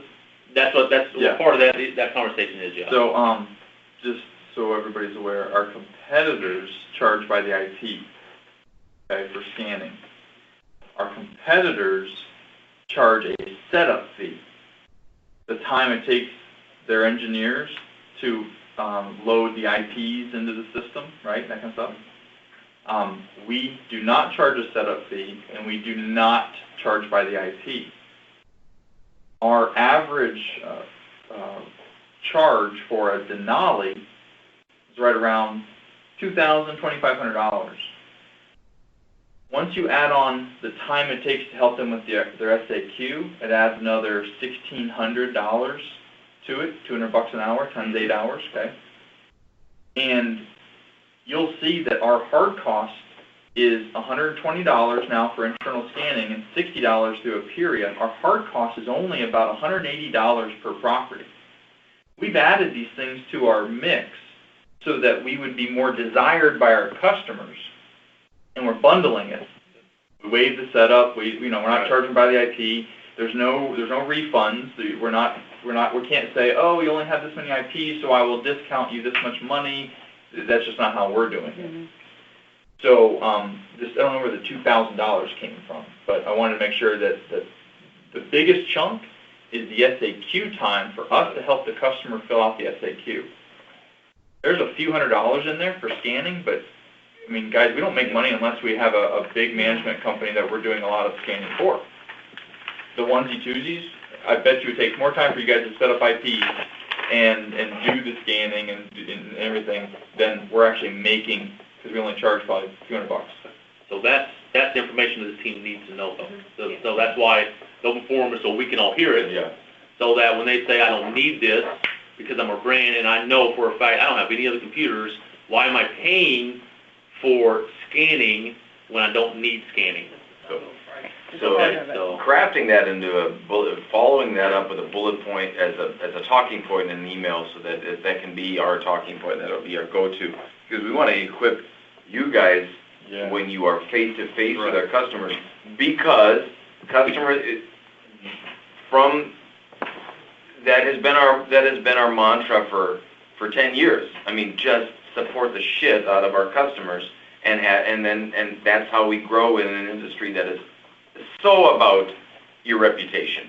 So we want you guys to be equipped when you're there on property with the right talking points, so they don't feel like they're getting railroaded with some stuff, paying for some stuff that they don't need. Because the value is having qualified, caring, thoughtful people on property, and the scanning is really just a small thing that is bundled in. So that being said, sales team, do they have the ability to do like you did to Warwick, right? And team says, hey, my people knowledgeable, I don't want any SAQ help, I want access to the portal, and so no SAQ. Is that option on the table like we did with Warwick? I'm just trying to figure out what the availability is. We have one customer that says, hey, I just left TrustWave, I do it myself. Yeah. That was an interesting one, though, because TrustWave, they were paying X, they were paying us Y, existing customer. I then said, hey, come to us and it'll cost you Z, and that Z was a lot more than X and Y combined. So there was no business reason why he should leave TrustWave and Venza to go to Venza for everything. So I had to reduce scope somehow. I said, look, you do your own SAQ in the tool since you're used to doing it, and I can bring it down $1,600, and I brought it. And we were able to grow the account from 13,000 to Yeah, I have 30. a couple of the management companies under Apple that might work for them. Okay. If we can do, but I don't know if you want to go there. Yeah, if we see, the industry needs help. But they may need but we may have to charge a setup fee for that. Yeah, the Set up industry an orientation. Yeah. Yeah, the Like we're talking about industry needs GDPR. help. They need us to help them with the SAQ. The GMs don't have time. That nobody has time. But the occasional savvy IT person is like, well, I'll just do it. And so We got to be able to. Need an answer for that, because that could help some of the conversation. If they've been through it before. Yeah, and here's because there's a few that have been through it. That this is my third year. Or have done it of companies and they've done it. We need to have an answer for that. Just an David answer and I have a call with Mike and Steve on Monday, and this we can talk about this offline, Jeff. But basically, right now with the Denali, the Tiburon, the Denali's that, the Everest is that. So if they're looking at this, the 3150 to use the SAQ portal, get the help from the QSA in Cleveland. That's a lot for some of them, but we can talk offline, and we'll see if maybe. Yeah, let's talk later, because as soon as you drop $1,600 off of our Everest package, I want you to know that there's the ability to do that. I'd rather have the client than not have the client. But if we start doing that to everybody, we're hurting ourselves. Yeah. We're hurting them as well, And we because have overhead. they're going to do a poor job. They're going to have a bad experience. They may not get it, and so. But there's still some management time we got to pay for them to, and the process, running the crew schedule. I mean, there's things we have to do. Sure. So maybe it's not the full 8 hours, but we still got to get some hours to run things. The other thing is that we've been very eager to avoid, when we're dealing with management companies that have different brands, is splitting our agreement with them so that these properties get Denali, and then these that are working with a brand that maybe they don't need the scanning, they don't need the other stuff, or those properties, because some of our management companies are very hands-on, others are a little bit, those guys over there, they're taking, they follow one set of protocol, and these guys over here do something different, or they're a different brand. So that's something else that we've tried to avoid in the past on the sales side, is working with a client that has a handful that are a Denali and then a handful that are Everest. That would be nightmarish if we did that. If we started doing that for accounts payable, or customer success. However, they're always asking, they're hungry for flexibility, and the trust waves, our competitors, are inflexible. So our flexibility has been a selling point. So I don't know, what are your thoughts on that, Jeff? I mean, do we want to open that up to sales team and start talking about the potential of having Everest for some and Denali for other properties? Or do you want to, is that a hard and fast rule? And yeah, that would be, as soon as somebody calls in, that could put a lot of strain on April and. We did include the CST for all packages. Before was the Matterhorn, and and if you had some that were on Denali and then some were on Matterhorn, you're going to end up servicing those Matterhorn ones, so that wouldn't work. Yeah. So we've got customer success across all packages now. You're intertwining though with what has to happen on both. Yeah, one is fishing, one doesn't. I mean, it's just. Well, yeah.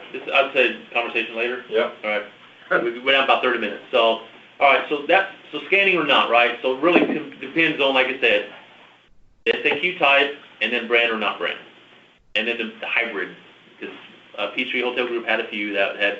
Peachtree Hotel Group likes to have their own computers on some properties, even though they're brands, and they became in scope.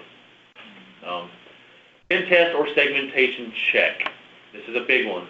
We don't sell a lot of these, but when we do, we need to know what we're doing. This is based upon SAQ as well, and brand versus non-brand. Once again, so it's almost like kind of intertwined. Brand versus non-brand plays a role in almost everything we do. So pen test is required for an SAQ-D. That's the biggest one.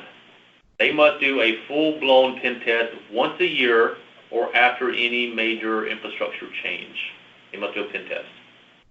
That pen test should be done, remediated, and retested. That's to satisfy and do the right thing. It should include all of that. What the hard part is trying to scope it out, as Daniel and I experienced with KSL. Without having a pen tester in-house, it is so freaking impossible to do for us. I got someone finally on the side that does pen testing a lot, that potentially I'm talking to him and say, hey, if I throw something over, can you do it? So finally. There's a new development? Yep, it just happened. Since I told KSL that we don't do pen tests. Last Thursday. Okay. That was Wednesday when I went to that cybersecurity event. I just found somebody. And he's actually in the ISA organization with me, one of the board members. So pen testing has to be done for D. But guess what? If you're a brand, guess who handles it? The brand. Okay. All right. Segmentation check has to be done for an SAQ-C. So really a segmentation check is the initial pre-phase of a pen test. It's where you're going in and saying, and I typically do it when I'm on site anyway. When I said I get on the Wi-Fi and see if I can talk to the front desk, I'm doing a segmentation check. If I get on business computer, I check over. I get on another computer that's not supposed to be, and I try to talk over. I am proving right then that they're segmented. It's very simple to do. There's a few tools, very low key, but it has to be done for a C. It's what? If it's a D or a brand, the brand is supposed to handle it. Okay? Now, is the segmentation check part of the pen test or an entirely separate? No, it is. So part of? When you do a pen test, the very first thing you usually do is a segmentation check. All right. It's part of it, but once you get the segmentation check done on the pen test, you can stop at a C. On a D, you continue on. So it's like very initial piece. Question? Yeah. Why would the brand be curious to check other networks in the hotel if all they care about is their TMS? Because they're proving it, because when they're locking it down, they make it to where no one literally, usually it's a completely different firewall, it is completely segmented, so there's no, you can't check. I mean, there's I just really want to nothing. verify, my understanding of segmentation means basically, like you said, you're creating portions of the IT network and cutting them off, so if threat actor gets in this part, they Right. don't get the run of the house, they only Right. get that part, and then they gotta figure out how to get into this part, Yeah. and that gives the company more protection, Yes. because each section, like say the employee's information is locked down, the guest information is Yeah. locked down, Mhm. so that's what segmentation is. Yeah, Got it is literally, it's virtualized. It's not even, usually not even physical anymore. Used the old days it'd be, this device has this piece, this device has this piece. Now it's one big.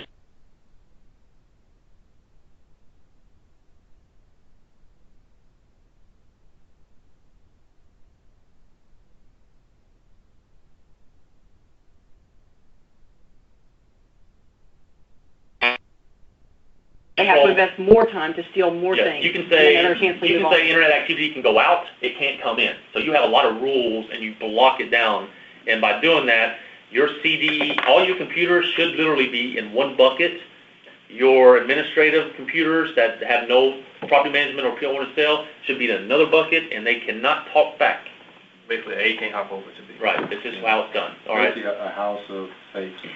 Yeah. You got 20 safes in one house. Right. Each safe is different. And different combination, yeah, different combination. Different kind of So you can technology. give- Fingerprint, iris scan, each safe. is You can totally give, different. you know, Cleveland could have a combination for these three, he's got these four, but they can't get in each other's, you know, so it's really locking it down. So, but it is, once again, C and D, brand versus non-brand. If non-independent, they have to do it if they are C or D, regardless, because they don't have someone else doing it for them, all right?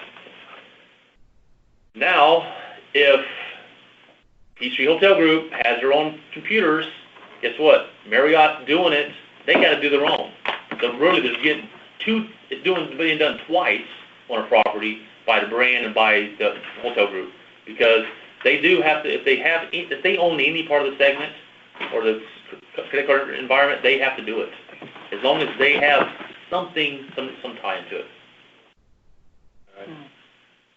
So really, a lot of the conversation above the first two, so now we're down to brand versus non-brand bullet. We've got 30 minutes left.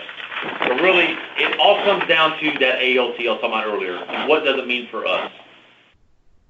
We got the ALCs from Marriott. And once again, that's attestation of compliance. Marriott has two different ones. They do one as a full-blown merchant, and that's for their company-owned properties. Brand Yep. owned, right? Yep, brand-owned properties. They do a separate SAQ as a service provider. So if you are in a brand-owned store, you do nothing because they do it all. If you are a franchisee, Marriott says, oh, I've got 3, 5, 8, 12, whatever. They say, we have these covered for you. But as we're finding, that really comes down to the technology side. You still have to verify that the processes and procedures are being done, because Marriott only gives out so many policies and their brand standards and all these things, but it's still up to the hotel management company or the hotel to actually train on it.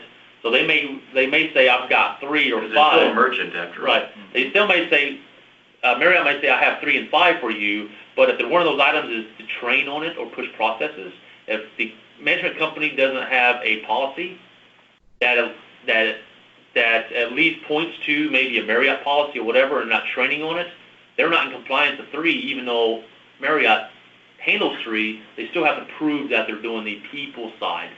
So Marriott can't control the people side. Technology, yes, but the people side, we still have to verify of some way. So if Peachtree Hotel Group if they had all Hiltons, and they said, here's all this covered, and they had the policies, that policy would be a wide swoop, boom, right through all of the properties, and we can start checking those off as yeses because it's being pushed down. So that ALC means a lot. Every brand is different. We have Marriott's for both. Hilton, we only have the main one ALC. I have not seen one as a service provider, so I need to see if we can find that. We need to get ISGs, we need to get Hyatt. So any of our clients that have that, and it's not our responsibility to get them because we can't work directly with the brands. It's going to be our hotel management companies have to, and they're supposed to have that anyway. They should have that AOC in their hand at the hotel management company, or either the owner or somebody has to have that so that they know what they're covered. So you said you have one for Hilton, and I'm trying to understand which one you need for Hilton. I have Hilton, and it says covered all, but that to me looks like more a Hilton owned versus Hilton as a service provider. Oh, so you want a Hilton franchisee? I would love to see if they may not have one. I would love to see if Hilton has a AOC as a service provider versus as a merchant, because the franchisees have the right, they piggyback on that AOC, and I haven't seen how that works. They may not have one though, but that's what AOC means for us. By us having that, we can then make the SAQ process easier for our clients and us, because we know certain things are covered by, we can even pre-prep a lot of these items. Pre-prep an SAQ, pre-prep prioritized approach worksheet, saying, okay, these are Hilton with no other devices. This is a Marriott, no other devices, right? Or this is a Hilton or Marriott that has company owned, so we can actually, make our job easier, the clients easier, if we have these AOCs in place. And the reason I get interested in this stuff is if I get a very knowledgeable person in a management company, that we do have a conversation about this specifically, and if I don't know the right answers, I lose credibility and I lose the sale. We have to know what an AOC is. That's why I've been interested in this, and that's why I've been wasting my time getting involved in this, because when I get that rare person who knows their stuff and they start asking me how we work around this, and I don't give them the right answers, they're done with me. I'm dismissed, the phone call's over, no sale. Because they say, oh, we don't have to do an SAQ. Are you company owned? No, then yes you do, right? So a lot of these people have that, what's the word I'm looking for? Misconception that, no, I'm a Hilton, I don't have to do it. Right. If you're a franchise, yes you do, because you are a different merchant. And they have that misconception. And Apple, I think, is starting to look to us to be very confident in the communication with the management companies, because Steve doesn't want to be the heavy telling them. He wants to be the heavy and say, we know that you have to do an SAQ because you're a franchisee, period. And you can choose to do your scans or not do your scans. You're taking more risk if you don't do your scans. But if you don't want to do them, don't do them. But you got to do an SAQ. But what we tell them is, hey, we have the AOC. You know what that is, we know what it looks like. Yes, Hilton covers certain aspects of your organization, but you still have to fill in the gaps, and that's our answer to them. And I will tell you this too, I've run into a few situations where Trustwave was losing business because they're not on top of this. So Trustwave has fumbled the ball with some management companies, and the management companies are looking to break contracts with Trustwave, or they're saying, we were with Trustwave and it's not getting done. So we are making headway against Trustwave because we are more knowledgeable in this area. Yep. So it is helping our pocketbook. Yep. This is going to sound like potentially like I don't know what the hell I'm talking about. So let me answer this question and get it over with. Yeah. So it's kind of like every conversation I would have. It is. It's like I'm used to it not that fast. Like 10 years of this. Jeff. I'm glad you finally admitted it. I'm pretty slow on the uptake. It takes me a decade. Would it make sense for Venza to have a typography that says where we have archetypes of properties? I mean, it's the kind of thing that we just did with the exercise we just did for HFTP for the GDPR. That says this kind of property, if your brand, such as if you're a branded hotel, your hotels are branded, and you're a franchise of such and such brands, examples, this is the Venza program that we would suggest. Everything from package down to all these other things, right? Mm-hmm. Assumptions being that, you're talking about scanning, you have no external things, blah, blah, blah. Right.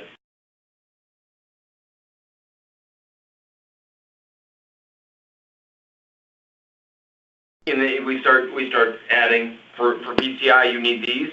This is what we suggest. archetypes of, because we identified 4 archetypes for the booking scenarios for the GDPR. So if we were to have a finite list of archetypes, branded, owned, branded, franchisee, independent hotelier, boutique, independent hotel, right? Combo? That's kind of it, isn't it? There's a finite Types of hotels. And then we were to, and say, I'm not saying making this salesperson proof, but if we were to say, you know, if we, in our conversations with them, saying, what's your hotel? Oh, well, it sounds like you're a type, you know, we could do your animals. Sounds like you are a zebra. You're an old negative. Yeah, yeah, you know. And So in order to do what though? in order to say, this is what the Venza program we would suggest to you. Oh, you say you don't need that, okay? But our suggestion would be, you are a candidate for Denali plus X, Y, and Z from our plus services. Oh, you have properties in Europe as well? So you would be a Denali plus the GDPR Kickstarter and the GDPR Essentials. And because of PCI, this is what we would suggest. You have some properties in Europe from your group, then that would be. That's the I mean, and then they can say, I don't need to do that. And then we could say, because we're skilled and informed salespeople, say, you know, they say, I don't need to do an FAQ because Marriott takes care of that. Are you a franchisee? Yeah. You sure as hell do need that. You don't believe me, I'll send you I'll point you in the direction. So all the management companies I've talked to, David and I had this conversation, he helped me understand this. All the management companies, their Hiltons and Marriotts are franchisees, obviously, or we wouldn't be dealing with them if they were brand owned, right? We're all agreeing on that? And the number of brand owned in the, you know, like when we were so close to IHG, I used to have that number right off the top of them. I mean, but they had, what, 4,000, 5,000 properties? And it was like maybe 1,000 were brand owned, not even that. I mean, it was, you know, it was less than 20%. If I talk to a management company and they've had ownership and they've been managing this company for 5 years and they feel confident they know what's on property. There's 3 PCs, there's no PCs. I know what's on that property, Karina. I go there once a week. I'm not going to argue with that person, okay? But if they just bought a Marriott that's new to them, I'm going to suggest that they do the scans because I said, you don't know what you got there. You don't really know what's there. It's brand new to you. You haven't been running the show. You don't know what Tim might have put on a PC. So I'm going to suggest to them if there's ever any doubt in your mind as to exactly what's on that property, if you haven't been there in the last 2 weeks, I would highly recommend you run the scan. So there's your archetypal thing. So April and Kayla and Scott, I've got the service, you know, the chart that's in the SAQ document with, are you a service provider? Yes, SAQD, so it's that map. Yes. I wish I could. And we can share it with you too, Scott, if you need to see it. Basically, it's a chart that says, this is how PCI Council says, are you this? Okay, you're a D. If not, move this. And really, it's kind of like that. I mean, they even use it to determine what SAQ level you are. Yeah, I like that.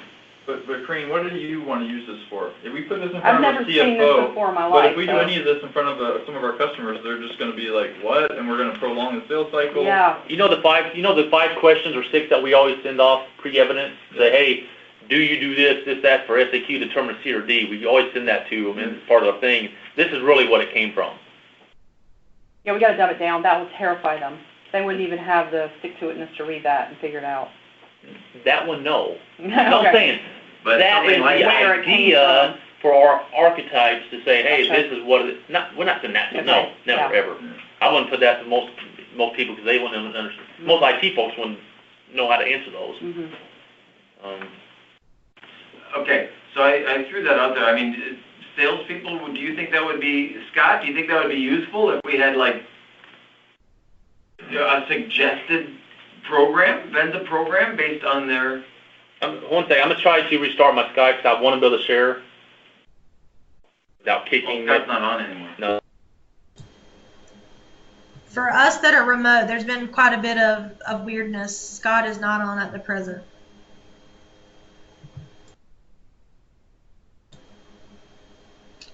I think you restarted.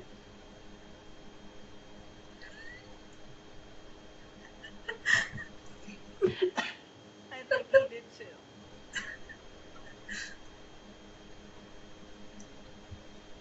That was funny.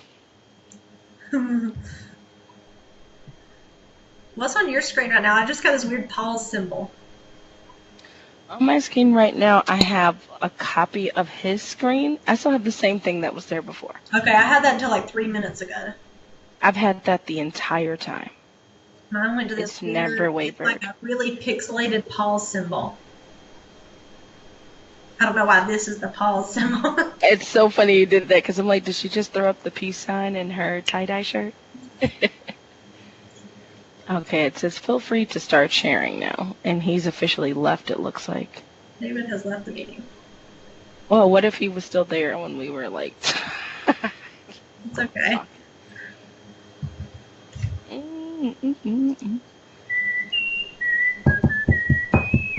Oh, I thought you were going to do your...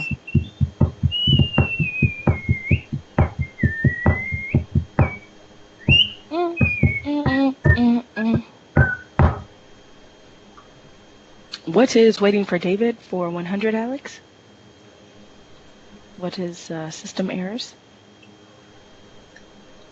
Thank you for holding. You're the next caller in line. Thank you for holding. You're the next caller in line. Your call is very important to us.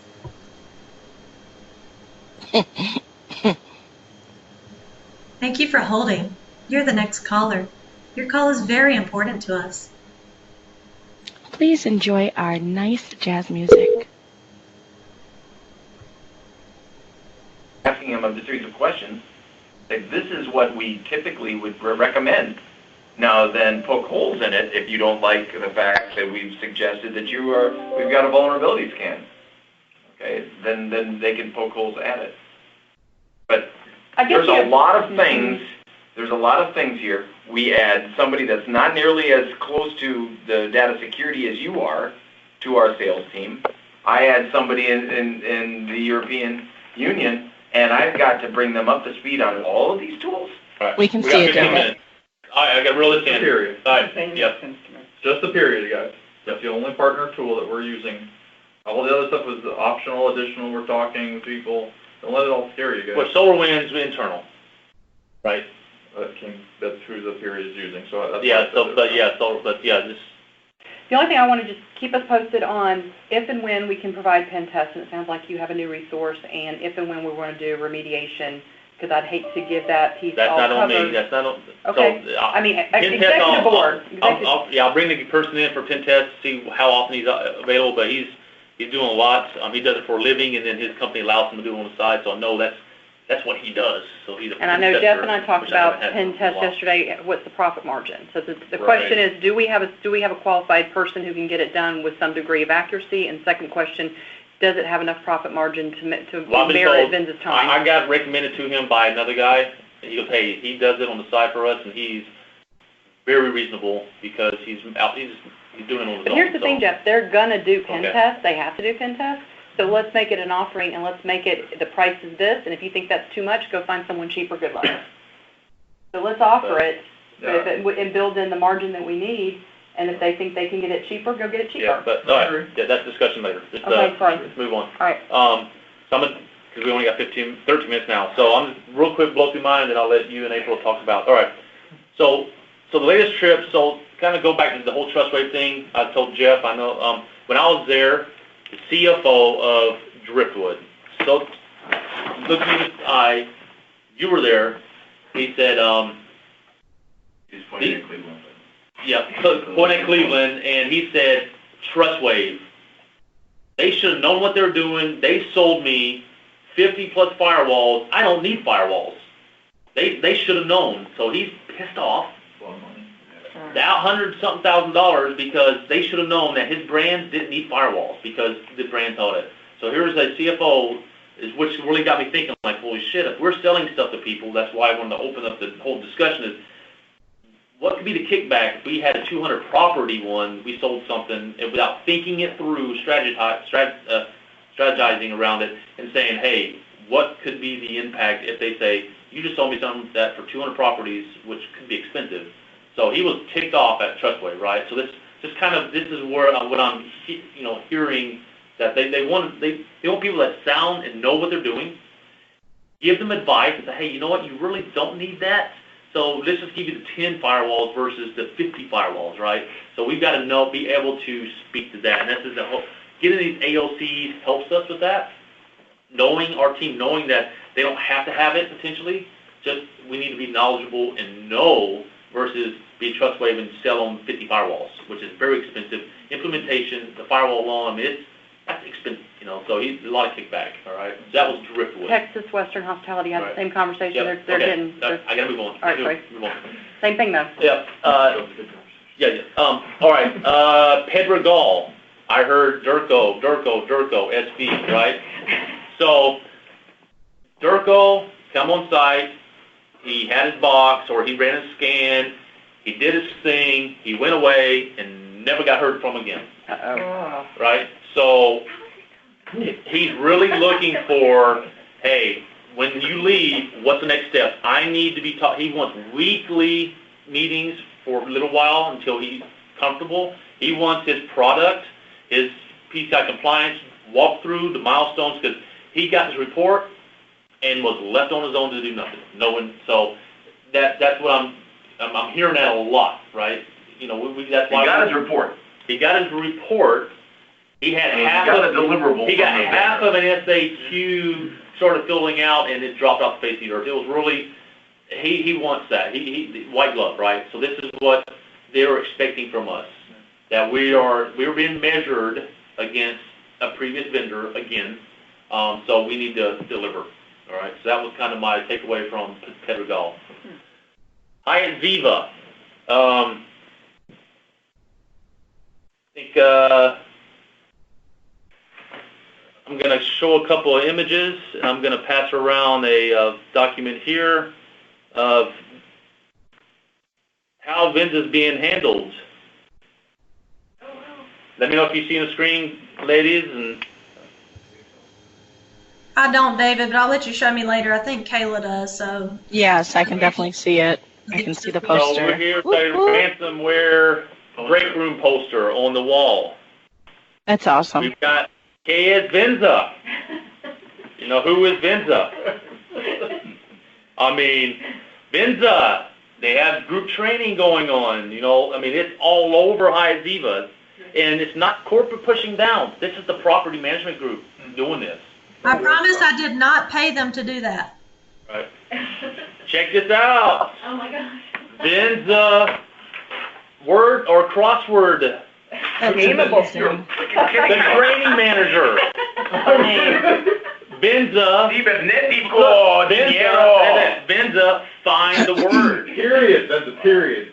So, this. Wow. Jesus, why don't we do this? No kidding. We're trying to find Venza. Holy smokes, we got a doozy. Why don't we No kidding. post these? I said, can I have that? So we can, so you can scan that in and build this ourselves. So this is like. Not that right. Let me see that. So yeah, I'll share it. I'll give these images. Cibernetico. My dad's gonna like that one. Wow. So, Cibernetico, dinero, so crítica. this property, it's like Venza. Oh, Venza. I was like VIP. Dang. I had the black band, which there's only one other person, which is a married couple. They thought, Venza was Venza. I wish I had told them that in September. So, wow, they're going out, they do group training, and it's all over the place there. You got the penthouse done. So Cool. Will they give me a friends and family Hey, guys. discount? I think the other thing that we have to constantly remind ourselves of our audience and word finds. Mm-hmm. They know their audience right there. right. And so they have an activity that is a appropriate for the end user. They went to that website to make it, I think. Yeah, Yeah. probably a little bit, my Huh. kids do something like that. Yep, at school. that was her way of getting those words by doing a word find and crossword. You should, I wish you'd find out how to do that. So I thought that was, when I saw that, I was like, holy crap, picture, can I have that? You know, it was pretty cool to see that, so. That's the impact that we are having on our properties. Oh my gosh. And then hey, you need to share this with the whole team sometime. And this is the one, this is Put it up the, on the. this is the only property I've seen take it this far. Yeah. This is great, so I want to give accolades to this property to corporate. Yeah. Viva? Hyatt Who is Viva. this? Which management company? This is Playa, Oh, it's Playa. this is Playa Resorts, yep. I was gonna, okay, cool. So, yeah, we need to replicate those things and put them up on our resources. I mean, those things are easy to build. Multilingual. Yeah, they're easy to build. Oh, that's, yeah. That's amazing. And Brandon, throw it up there. So that's all I have. You want to Yeah. share anything? Just real quickly to touch on the whole time frame thing, I know you say like 4 to 6 weeks, we need a little bit of a buffer built in there because we are dealing with backlogs right now. In a few months, we may be fine, we may be able to schedule right at camp or whatever, but I know right now for us to say we can be on site in 30 days would be practically impossible because of Peachtree Hotel Group and because of some of the other commissions that we have. So my suggestion would be if somebody needs something quickly, to talk with April. She knows scheduling and she can tell you when it's reasonable so that we don't make a promise to the customer that we can't keep. And that's the goal, is I do not want to promise I something. definitely agree not to, may I talk? Yes. I definitely agree that we don't want to overcommit Sure. and strain our team and that kind of stuff. I hope you guys can also, though, see that it sometimes might take a year and a half to sign a customer. Sure. Yeah. And what I think is, by God, I'll find somebody to do this readiness assessment. I'll go to Border Hawk, I'll go to Compliance Point if I have to again, because they did a good job on the readiness assessment, Compliance Point. Oh, yeah. And we've got David and we've got Leo in Cleveland, and so I'm like, yeah, that's a good problem to have. So I will say, all right, the license starts and the readiness assessment will be one of the first things we do. I never say we're going to have this done in the next 30 days or nothing like that. We can leave it open and But- do what we need. But I want you guys to know I'm sensitive to our timelines. But when it takes so long to sign a customer, man, when we finally get them, I'll do anything to find the people to help pull it off, you know? But we also want to keep as much of it in-house as we can. I agree.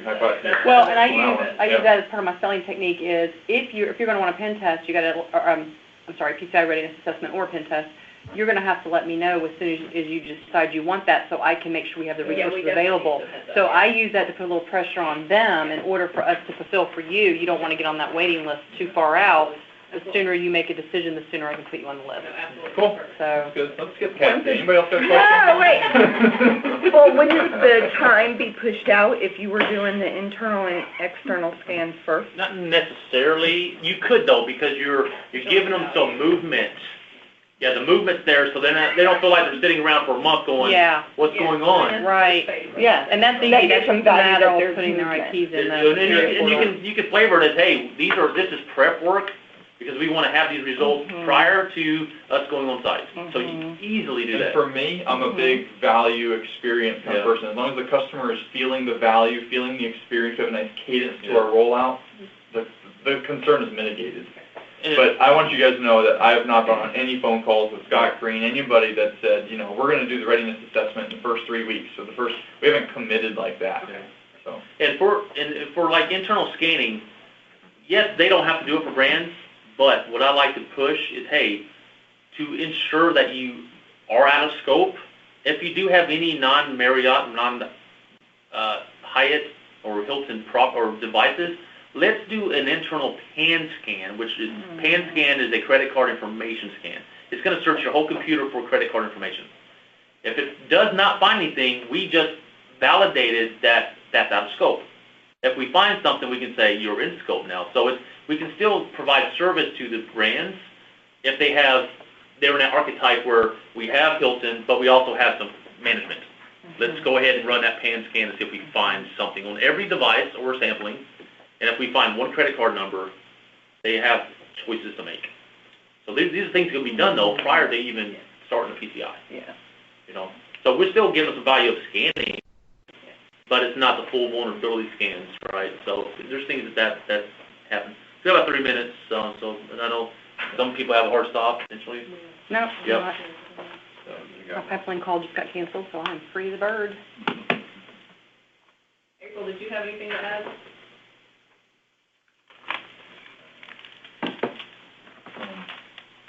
She's saying. Um, Cutting, how to unmute. I'm not on mute. I was just thinking, I definitely think we need to stress the value of having David and Cleveland and Leo, so the sales teams knows if there is a question, brand, not brand, until we work out maybe some of the stuff that Daniel was suggesting. That is why they're here, right? If you don't know the answer, that is relevant to myself, Kayla, and Cassie as well. If we know what we're going into with, then we're set up for success on both the sales and the delivery side of Venza. And so, David and our 2 new essays are our point of reference for that. I would suggest pulling David to begin with, but that's a huge resource. Yeah. David, thanks for setting this up. Guys, thanks for having the patience, because you guys are the first experience of us actually doing this in-house. And so the things you guys are experiencing when you go on site and when you call our customers and that kind of stuff, it's a lot of new stuff, and you're getting the brunt of it, right? And so we wouldn't know what you're experiencing unless we had these kind of conversations. So thank you guys. So there's a lot there. We're going to be evolving. I've already told 2 gentlemen it's start taking ownership of some of the processes, build them out, because we don't have any in a lot of this stuff. So it's bring that tribal knowledge they have from other places. It's tools. I mean, right now everyone is driving this ship in this building, and we're going to steer off course here and there, but as long as we write it. I know we talked about doing a Q&A Yep. beforehand, Mm-hmm. so to send out for the management company, so they have an idea of what's going to be asked, so they're going to be the shock value when we get there. Right. So that's awesome. Yeah. Well, I'll actually include that in the contract, Right. They and get a I'll Q&A highlight it so yeah. that they should start getting ready. And that's thanks to some things we saw from, what's his name at Apple? Steve? Steve gave us something that he actually has for his people, and I sent that to them as well.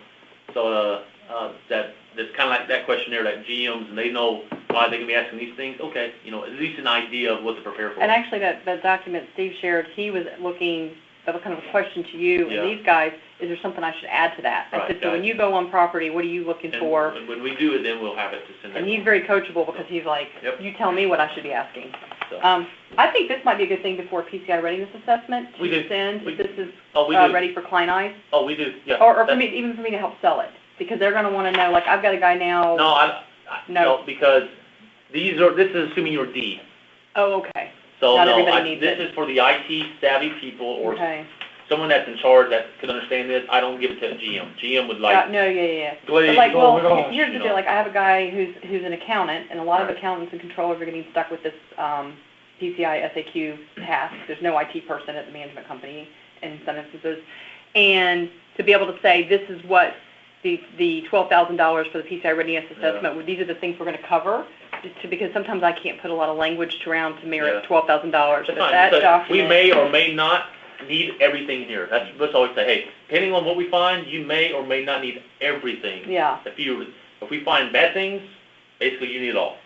If we can find, if the things are tightened up, you need some.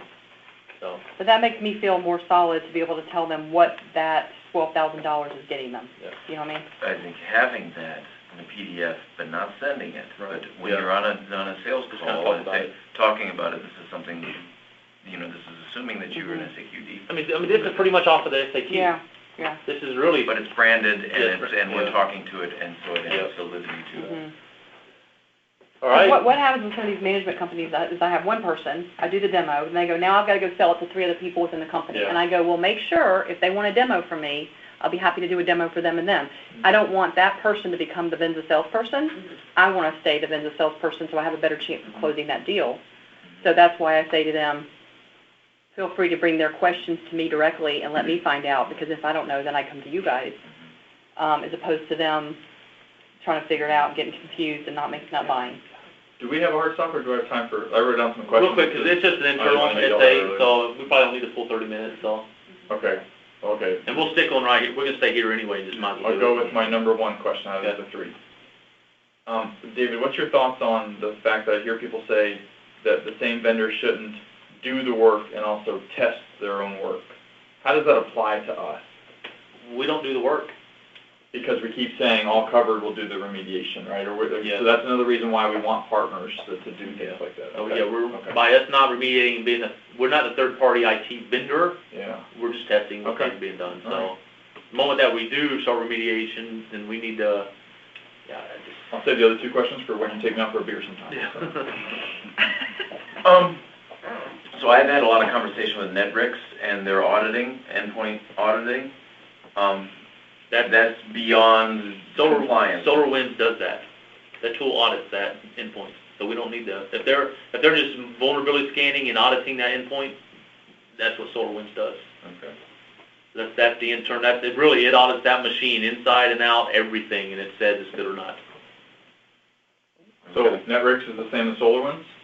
Their competitors? Because we have Networks talking at our high-tech booth at High-Tech, so I'm just trying to get it all. Well, I haven't seen it from, You Networks has never come that up, already? And Greg Duff, the lawyer. Networks has never come up as an endpoint scanning solution. So, in any of the conversations, I haven't really had any conversations with them. Yeah.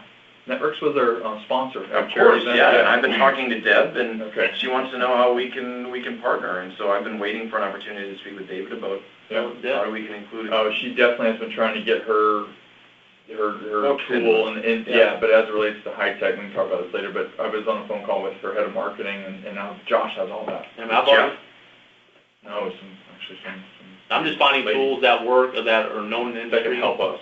Because SolarWinds, I've now run across, Energal uses it, Classic uses it. I'm finding a lot of people use SolarWinds in the hotel Cool, industry. that's fine. So, that's, And other industries as well, and Rapid Tool. and I'm just finding, I'm finding, known entities, and they're affordable and service providing, so. And if these other people can provide the services, I gotta know what they can. Yeah. But. but no. There is some benefit in working with names that other people have heard, that gives the IT people a sense of comfort, Well, Netbricks is certainly a reputable firm, and they've been around for. Yeah. They saw for a couple of Can you requirements. spell it? On Netrix? Netrix. Think of Netflix, but instead of R-A- an FL, it's WR. WRX, right? NETWR? IS. All right. Yep. Cool. All right, thank you for setting it up. Okay. Yes, thank you. April Jones, The name Solar. I guess we can stay on this, line if we need You to. know what I mean? You think it was an energy development company, Solar Winds, right? Solar Power, wind power, what do you think about? They're pretty big.